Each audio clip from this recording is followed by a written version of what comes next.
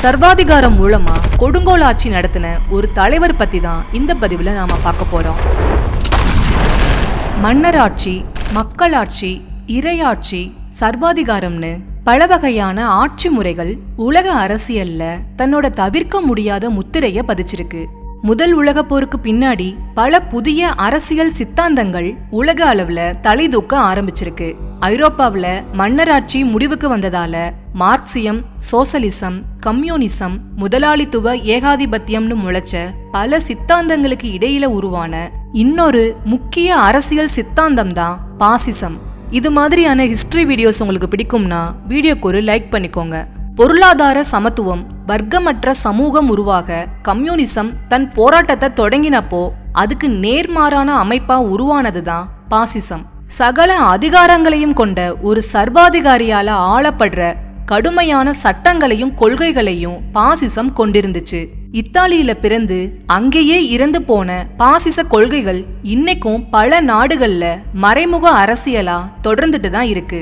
சரி, இந்த பாசிசம்னா என்ன, எப்படி உருவாக்கப்பட்டுச்சுன்னு முதல்ல பார்க்கலாம். தனியுரிமை முதலாளித்துவத்தோட தேய்ந்த நிலைதான் பாசிசம்ங்கிறது மார்க்சியவாதிகளோட ஆழமான கருத்து. ஐரோப்பால 1920 மற்றும் 30கள்ல முக்கியத்துவம் பெற்ற இந்த அரசியல் கொள்கையை பின்பற்றும் நாடுகள்ல பெரும்பாலான அதிகாரம் ஒரு சர்வாதிகார ஆட்சியாளர்கிட்ட தான் இருக்கும். தீவிரமான இராணுவவாதம், தேசியவாதம், பாராளுமன்ற ஜனநாயகத்துக்கு எதிர்ப்பு, வசதி படைச்சவங்களுக்கு ஆதரவான பொருளாதார கொள்கைகள் உட்பட பல அடிப்படைவாத கொள்கைகளை பாசிச ஆட்சி கொண்டிருந்திருக்கு. இத்தாலி நாட்டுல பாசிசம் அவங்களுக்கு சொந்தமான நிலப்பரப்புகளை மீட்டெடுக்கவும் விரிவுபடுத்தவும் தங்களோட மேன்மையையும் வலிமையையும் ஐரோப்பாவில நிலைநிறுத்துறதுக்கும் மற்ற நாடுகளோட வளர்ச்சியால இத்தாலி நலிவுற்று அவங்களுக்கு அடிபணிகிறத தவிர்க்கிறதுக்கும் அவசியமான ஒரு கட்டமைப்பா கருதப்பட்டிருக்கு. அது மாதிரி இத்தாலிய பாசிஸ்டுகள் நவீன இத்தாலிய பண்டைய ரோம் மற்றும் அதோட பாரம்பரியத்தோட வாரிசுன்னு குறிப்பிட்டாங்க. பண்டைய ரோமாபுரிக்கு ஈடா ஒரு இத்தாலிய பேரரசை உருவாக்குறதுக்கு பாசிசம் தான் சரியான வழி அப்படின்னு அவங்க நம்பினாங்க. முதல் உலக போர்ல சிதைந்து போன இத்தாலிய பொருளாதாரத்தை சீர்படுத்தி மக்களை ஒன்னு திரட்டி பண்டைய ரோமாபுரிக்கு ஈடான ஒரு சாம்ராஜ்யத்தை மறுபடியும் கட்டி எழுப்ப ஒரு தலைவன் வரமாட்டானான்னு மக்கள் ஏங்கிட்டு இருந்தப்பதான் முசோலினி வந்தாரு. ஆனா அவர் கொண்டு வந்தது ஒரு ஆபத்தான சித்தாந்தம்னு அப்ப யாருக்கும் தெரியல. தன்னோட கவர்ச்சிகரமான பேச்சாலும் எழுச்சி ஊட்டும் வார்த்தைகளாலும் மக்களுக்கு நம்பிக்கை ஊட்டி இத்தாலிய தன்னோட கட்டுப்பாட்டுக்குள்ள கொண்டு வந்தாரு முசோலினி. இவர் கையில எடுத்த பாசிசம்ங்கிற ஆயுதம்தான் பின்வந்த நாட்கள்ல ஐரோப்பாவையே ரெண்டா பிளக்குற கத்தியா மாறுச்சு. யார் இந்த பெனிட்டோ முசோலினி? இத்தாலியில இரும்பு பட்டறை நடத்தின கொள்ளர் ஒருத்தரோட மகனா 1883ஆம் ஆண்டு ஜூலை 29 பிறந்தவர் தான் முசோலினி. முசோலினியோட தாயார் ஒரு பள்ளியில ஆசிரியரா இருந்திருக்காங்க. அப்போ இத்தாலியில மன்னராட்சி நடந்துட்டு இருந்துச்சு. முசோலினியோட தந்தை மன்னராட்சி ஒளிந்து மக்களாட்சி மலரணும்ங்கிற கருத்தாளரா இருந்திருக்காரு.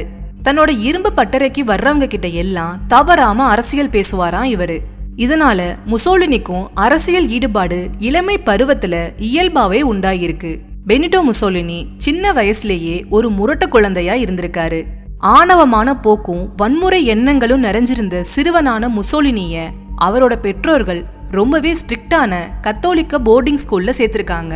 அப்படி இருந்துமே அவரோட நடவடிக்கைகள் மாறல. அதுவும் தன்னோட 10 வயசுல சக மாணவனை பேனா கத்தியால குத்தியதால பள்ளியிலிருந்தே வெளியேற்றப்பட்டிருக்காரு முசோலினி. பள்ளியில கீழ்ப்படியாத மாணவனா பல ஸ்கூல்கள்ல இருந்து வெளியேற்றப்பட்டாலும் ஆசிரியையான தன்னோட தாயாரோட விடாமுயற்சியால எப்படியோ பள்ளி படிப்பை முடிச்சு கொஞ்ச காலம் ஆசிரியராகவும் வேலை பார்த்திருக்காரு. அப்போ பள்ளி நிர்வாகத்துடன் ஏற்பட்ட பிணக்கால வேலையிலிருந்து நீக்கப்பட்ட முசோலினி பிழைப்புக்காக சுவிட்சர்லாந்து போயிருக்காரு. அங்க தன்னோட அரசியல் கருத்துக்களை பிரச்சாரம் செஞ்சுட்டு இருந்ததால பல தடவை நாடு கடத்தப்பட்டிருக்காரு. 1909ஆம் ஆண்டுல ஆஸ்திரிய ஹங்கேரியில ஒரு சோசியலிச செய்தித்தாளோட ஆசிரியரா பதவியேற்ற முசோலினி பத்திரிகை சுதந்திரத்தை ஒழுங்குபடுத்தும் சட்டங்களை மீறியதா குற்றம் சாட்டப்பட்டு மறுபடியும் அங்க இருந்து இத்தாலிக்கு நாடு கடத்தப்பட்டிருக்காரு. அதுக்கப்புறம் 1910ஆம் ஆண்டு இன்னொரு இத்தாலிய சோசியலிச செய்தித்தாளோட ஆசிரியரா ஆயிருக்காரு. ஆனா அப்பவும் எழுத்துக்கள் மூலமா வன்முறையை தூண்டிய குற்றத்திற்காக 6 மாதங்கள் சிறை தண்டனை அனுபவிச்சிருக்காரு. அந்த சிறைவாச தப்பதான் மை ஆட்டோபயோகிராஃபிங்கிற பிரபலமான தன்னோட சுயசரிதையை எழுத தொடங்கியிருக்காரு. அடுத்து இத்தாலிய சோசியலிஸ்ட் கட்சியில இணைஞ்ச முசோலினி 1914 கருத்து வேறுபாடு காரணமா அதுல இருந்து பிரிஞ்சு த பீப்புள் ஆஃப் இத்தாலிங்கிற பத்திரிகையை தொடங்கி பல விமர்சன கட்டுரைகளை பிரசுரம் செஞ்சாரு. இது ஏற்கனவே எரிஞ்சுக்கிட்டு இருந்த நெருப்புல எண்ணெய ஊத்திருக்கு. பத்திரிகையோட முதல் பதிப்புல அவர் எழுதின புகழ்பெற்ற வாக்கியமான blood alone moves the wheels of ஹிஸ்டரிங்கிற வார்த்தைகள்ல இத்தாலியே தீப்பற்றி எரிய தொடங்கியிருக்கு. அந்த நேரத்துல தான் முசோலினியோட பேச்சு திறன் வெளிப்பட தொடங்குச்சு. தன்னோட பேச்சு திறனாலும் திறமையான எழுத்தாற்றலாலும் மக்கள் மத்தியில பிரபலமாக தொடங்கினாரு முசோலினி. நாம தேடும் தலைவன் இவன்தான்ங்கிற நம்பிக்கைய மக்கள் மனசுல அந்த சமயத்துல விதைக்க ஆரம்பிச்சிருக்காரு. இந்த நிலைமையில தான் 1914 முதல் உலக போர் மூண்டுச்சு. முசோலினி ராணுவத்துல சேர்ந்தாரு. போர்ல நடந்த சண்டையில படுகாயம் அடைஞ்சு ஊருக்கும் திரும்பியிருக்காரு. இதே வருஷத்துல தான் ஹிட்லரும் ஜெர்மனியில ராணுவத்துல சேர்ந்தாருங்கிறது குறிப்பிடப்பட வேண்டிய விஷயம். 1919 முடிஞ்ச முதல் உலக போர்ல பலியான இத்தாலியர்களோட எண்ணிக்கை மட்டுமே 6,50,000. அதோட 10 லட்சம் பேர் படுகாயம் அடைஞ்சிருக்காங்க. இத்தாலியோட பொருளாதாரமே சீரழிஞ்சு எங்க பார்த்தாலும் பசியும் பட்டினியுமா இருந்திருக்கு. நாட்டிலையும் கலகங்கள் அங்கங்க நடந்த வண்ணம் இருந்திருக்கு. இந்த சூழ்நிலையில தான் 1920 முசோலினி பாசிஸ்ட் கட்சியை தொடங்கினாரு. 1921 நடந்த தேர்தல்ல முசோலினியோட கட்சி ஆட்சியை பிடிக்கலைனாலும் 30 இடங்களை கைப்பற்றி இருக்கு. பெரும்பான்மையான வாக்கு வித்தியாசத்துல வெற்றி அடைஞ்ச முசோலினி எதிர்கட்சி தலைவரானாரு. பாராளுமன்றத்துல அவர் நிகழ்த்தின வீராவேச சொற்பொழிவு ஆளுங்கட்சிக்கே அச்சமூட்டுற விதத்துல இருந்திருக்கு. பாராளுமன்றத்தை அமைதியா நடத்த விடாம கலாட்டா செஞ்சுட்டே இருந்திருக்காரு. அதோட ஊர் ஊரா போய் பொதுக்கூட்டங்கள் நடத்தி உணர்ச்சி ததும்ப பேசி ஆளுங்கட்சிக்கு எதிரா மக்களை தூண்டியும் விட்டிருக்காரு. மக்கள் தன்னோட பேச்சுல மயங்கி இருக்கிறத தெரிஞ்சு வச்சிருந்த முசோலினி ஒவ்வொரு ஊர்லயும் இருக்கிற அரசு அலுவலகங்களை அராஜகம் மூலமா கைப்பற்ற சொல்லி தன்னோட கட்சிக்காரங்களுக்கும் கட்டளையிட்டு இருக்காரு. அவர் சொன்னபடியே கட்சிக்காரர்களும் ரவுடிகள் துணையோட பயங்கர ஆயுதங்களால அரசு அலுவலகங்களை தாக்கி அங்க இருந்த அலுவலர்களை விரட்டிட்டு அரசு அலுவலகங்களையும் கஜானாக்களையும் கைப்பற்றியிருக்காங்க. 1922 அக்டோபர் மாதம் முசோலினியோட கருஞ்சட்டை படை இத்தாலியோட தலைநகரை பிடிக்க திரண்டு போயிருக்கு. நிலைமை கட்டுக்கடங்காம போனதால அமைச்சரவையை ராஜினாமா செய்ய சொல்லி மன்னர் 3ஆம் விக்டர் இமானுவேல் கட்டளையிட்டு இருக்காரு. மந்திரி சபை பதவி விலகியதுமே ஆட்சி பொறுப்பு முசோலினியோட வசம் வந்துருச்சு. ஆட்சிக்கு வந்ததுமே முசோலினி இத்தாலியோட முன்னேற்றத்திற்காக நான் பல தீவிர நடவடிக்கைகளை எடுக்க போறேன், இதை எதிர்க்கிறவங்கள அடியோட ஒழிச்சிடுவேன்னு அறிவிச்சாரு. எதிர்கட்சிகளையும் தடை செஞ்சுட்டாரு. பத்திரிகை சுதந்திரத்தை நசுக்கின முசோலினி தன்னை எதிர்த்தவங்களை நாடு கடத்திருக்காரு. கூடவே தன்னோட எதிரிகளை சிரச்சேதம் செய்ய சொல்லி உத்தரவிட்டிருக்காரு. 3 வருஷங்கள்ல இப்படி தலை துண்டிச்சு கொலை செய்யப்பட்டவங்களோட எண்ணிக்கை 10,000 தாண்டுமா. இவ்வளவு கொடுமைகள் செஞ்ச முசோலினி மக்களை கவர பல திட்டங்களை கொண்டு வந்திருக்காரு. விவசாயிகளுக்கு இயந்திர கலப்பைகள் வழங்கி உணவு உற்பத்தியை பெருக்கியிருக்காரு. வேலையில்லா திண்டாட்டத்தை ஒழிக்க பல நடவடிக்கைகள் எடுக்கப்பட்டிருக்கு. வரிகள் குறைக்கப்பட்டு வசதிகள் பெருகிருக்கு. இதனால முசோலினிக்கு ஆதரவா பெரும்பான்மையான மக்களும் இருந்திருக்காங்க. நிலைமை தனக்கு சாதகமா இருந்ததால பொது தேர்தலை நடத்திருக்காரு முசோலினி. அதுல அவரோட கட்சி மகத்தான வெற்றி அடைஞ்சிருக்கு. இதனால பாராளுமன்றத்தோட ஆட்சி அதிகாரங்களை தானே எடுத்துக்கிட்டாரு. 1922 இருந்து இத்தாலியோட மாபெரும் சர்வாதிகாரியா முசோலினி மாறியிருக்காரு. கூடவே தன்னை இல்டியூஸ்னு அடையாளப்படுத்தியிருக்காரு. இத்தாலி ராணுவத்தோட வலிமைய அதிகரிக்க முயற்சியும் செஞ்சிருக்காரு. முழு ஐரோப்பிய கண்டத்தையும் கிட்டத்தட்ட கட்டுப்படுத்தின ரோமானிய பேரரசோட நாட்களுக்கு இத்தாலி திரும்பணுங்கிறது தான் முசோலினியோட கனவு. இவரோட ஆட்சியில இத்தாலிய திரையரங்குகள்ல பாசிச அரசு பிரச்சாரங்கள் படங்களா திரையிடப்பட்டிருக்கு. பாசிஸ்டுகள் பத்திரிகை துறையில 66% தன்னோட வசம் வச்சிருந்தாங்க. பாசிசத்துக்கு எதிரா யார் எழுதினாலும் அவங்க உடனே கைது செய்யப்பட்டிருக்காங்க. காவல்துறைக்கு அதிக அதிகாரங்கள் கொடுக்கப்பட்டிருக்கு. மக்களோட ஒவ்வொரு சொல்லும் செயலும் நடத்தையும் கண்காணிக்கப்பட்டிருக்கு. இதனால பொதுவெளியில பேசுறதுக்கே மக்கள் பயந்திருக்காங்க.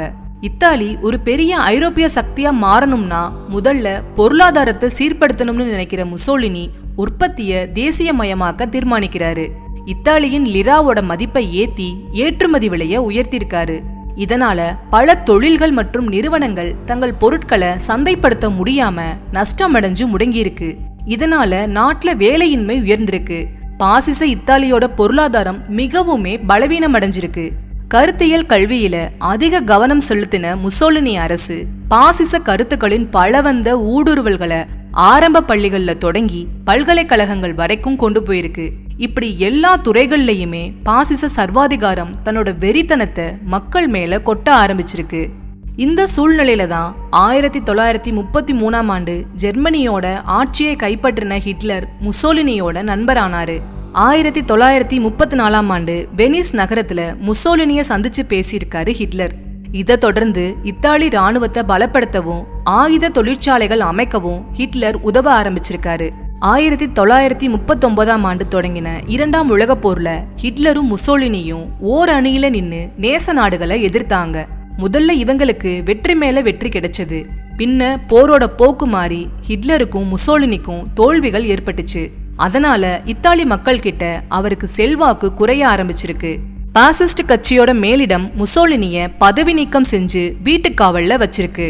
இந்த சமயத்துல தன்னோட உளவு படைய அனுப்பி முசோலினிய மீட்டிருக்காரு ஹிட்லர்.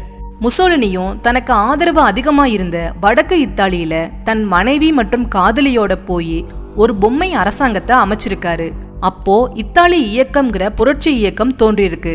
இத்தாலி முழுசும் புரட்சிக்காரர்கள் கலவரத்துல ஈடுபட்டிருக்காங்க.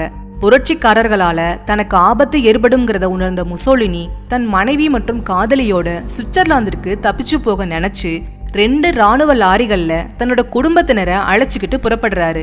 ஆனா புரட்சிக்காரர்கள் வழியிலேயே அந்த லாரிகளை மடக்கி முசோலினியையும் அவரோட காதலியான கிளாராவையும் கைது செஞ்சிருக்காங்க. 1945 ஏப்ரல் 27 டோங்கா நகரத்துல ஒரு அறையில முசோலினியும் கிளாராவும் அடைச்சு வைக்கப்பட்டிருக்காங்க. மறுநாள் புரட்சிக்காரர்கள் அவங்க 2 பேரையும் நடு ரோட்ல நிக்க வச்சு இயந்திர துப்பாக்கிகளால சரமாரியா சுட்டிருக்காங்க. இதுல 2 பேரோட உடல்களும் குண்டுகளால துளைக்கப்பட்டு ரத்த வெள்ளத்துல மிதந்திருக்கு. முசோலினிக்கு உதவியா இருந்த சிலரும் சுட்டுக் கொல்லப்பட்டிருக்காங்க. முசோலினியோட உடலையும் மத்தவங்களோட உடலையும் மிலான் நகரத்துக்கு கொண்டு போய் அங்க இருந்த விளக்கு கம்பத்துல தலைகீழா தொங்க விட்டிருந்திருக்காங்க. அன்னைக்கு மாலையே அவங்களோட உடல்கள் கீழே இறக்கப்பட்டு அடையாளம் தெரியாத இடத்துக்கு எடுத்து செல்லப்பட்டு புதைக்கப்பட்டிருக்கு. பாசிசம் பதவி பீடம் ஏற வேணும்னு நினைக்கிற முசோலினியோட கனவை அவர் உயிரோடு இருந்த வரைக்குமே யாராலையும் கலைக்க முடியல. இத்தாலி வல்லரசாகி ஐரோப்பாவோட ஒரு முக்கிய அங்கமா மாறிடுச்சு. ஆனாலும் முசோலினி வீசின கர்மாங்கிற பூமரங் மறுபடியும் அவரை தேடி வந்துருச்சு. தக்கன தப்பி பிழைக்கும்ங்கிறது மாதிரி வலியவன் வாழ்வாங்கிற கொள்கையை முன்னிறுத்தின பாசிசமும் முசோலினியோட மரணத்தோட முடிவுக்கு வந்துருச்சு. கூடா நட்பு கேடாய் முடியுங்கிறதுக்கு இன்னைக்கு வரைக்குமே முசோலினி ஹிட்லர் நட்பு ஒரு உதாரணமா இருக்கு. உங்களுக்கு இந்த வீடியோ பிடிச்சிருந்தா லைக் பண்ணுங்க, உங்க ஃப்ரெண்ட்ஸ் எல்லாருக்கும் ஷேர் பண்ணுங்க. மறக்காம நம்ம சேனலை சப்ஸ்கிரைப் பண்ணிட்டு உங்களோட எண்ணங்களை கமெண்ட்ல சொல்லுங்க. தேங்க்யூ.